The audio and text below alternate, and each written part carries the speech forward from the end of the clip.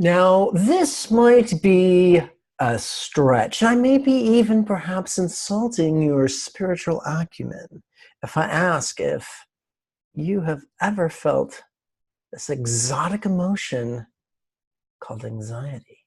What's that? You say you have? Well, welcome to the club. What are we to do? How are we to meditate? And what mistakes can we avoid when dealing with anxiety? Quick like a bunny, my name is Lama Jigme Gyatso. This is the Buddha Joy Meditation School. Do take a moment to find that red subscribe button and give that bad boy a click. How can you join the notification squad? Simply by finding the icon in the shape of a bell and giving it a click.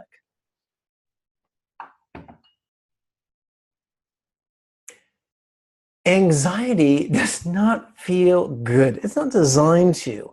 When our ancestors scurried about upon the plains of the Serengeti, anxiety was useful to keep us hyper-vigilant so we would not end up in little pieces in someone else's belly, because that would make it exceedingly difficult to pass on our genetic material.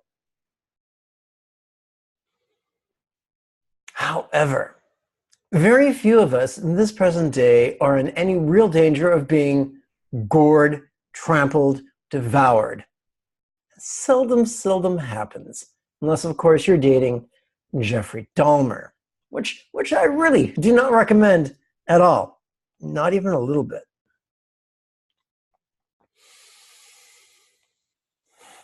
And so it's understandable to say, hey, listen, here I am investing time and money, learning how to meditate.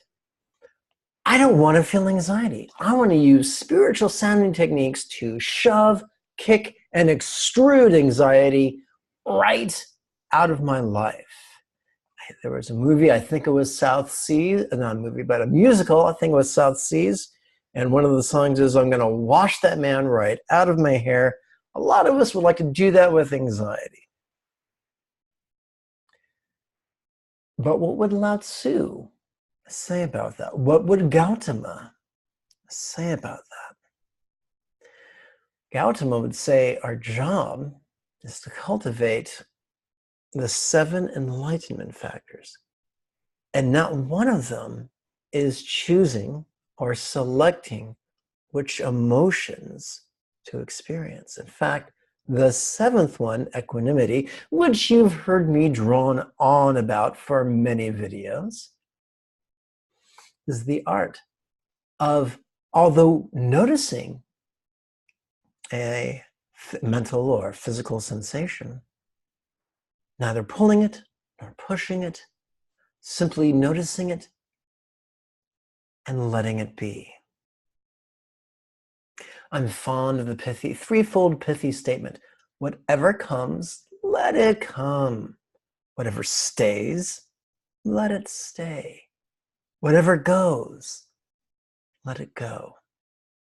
If anxiety has kicked down the front door of our heart, strode in boldly, and set up a picnic lunch as if to spend the afternoon there, it is not our job to shove it out.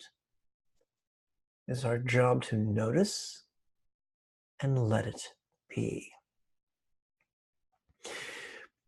Often, you may have heard me mention Buddha's 16 sets of meditations.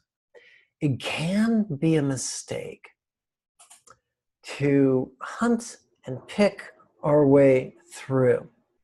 Better to start at the first set of meditations and work our way through the 16th set if we have that much time. If we use those exercises in sequence, spontaneously, we will experience the 7 enlightenment factors of noticing, curiosity,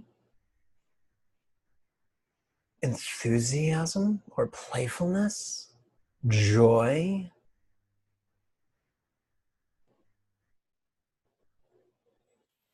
tranquility, collectedness, and acceptance.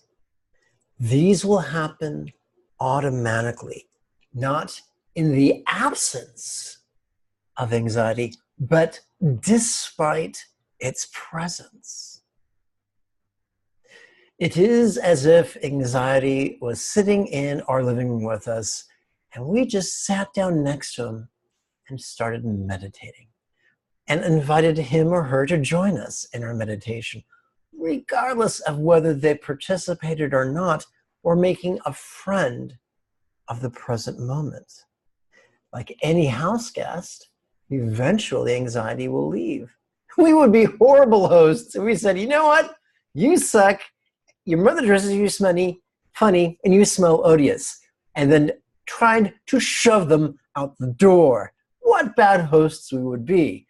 Likewise, if we were kind of like that woman, that man-hungry woman depicted in the final reel of Who Framed Roger Rabbit, saying, oh, it's a man, and refused to let the anxiety leave, barring the exit, keeping it as our eternal prisoner, that too would make us not only felons, but very bad hosts. Anxiety is going to arrive when it feels like arriving. It's going to leave when it feels like leaving. Our job is to make the best of this situation by applying the teachings of Lao Tzu and Gautama as we can in the present moment. If you found this helpful, give it a thumbs up and share it with your friends on social media. If these ideas intrigue you and you think that you could perhaps benefit from attending a series of 16 weekly meditation classes on a live webinar format, then you can register using one of the links below.